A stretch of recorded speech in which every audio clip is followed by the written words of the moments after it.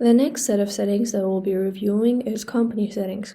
These allow an admin to make and save changes regarding order creation and delivery processes. This feature is enhanced with general, mobile, dynamic CSV settings, and company webhook.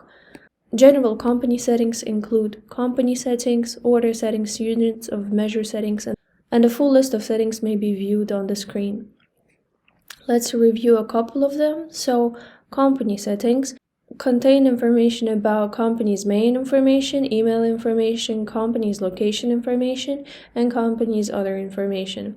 Order settings. This includes an ability to disable or enable mandatory fields on order creation forms, request additional phone number on the order creation forms, edit the visibility of reference ID on the order creation forms. When the toggle is yellow, it means that this reference ID is going to be displayed on order creation forms.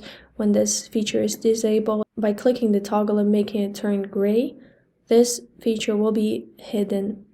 Driver settings, for example, these allow to set driver duty time, i.e. set drivers off duty within a given time if there is no response from the driver. In this case, it's set to 30 minutes. Also, there is integration and ETA feature, which allows to connect Shipox with KPI integration, SALA integration, and enable ETA calculation if needed. Next is mobile. You can edit the general categories by clicking the toggles located next to the titles as pickup barcode scan. If you enable it, it will require barcode scan in the mobile applications in the order pickup process. Dynamic CSV settings. You can also edit everything and adjust it based on your requirements. And finally, company webhook. You can enter the endpoint here.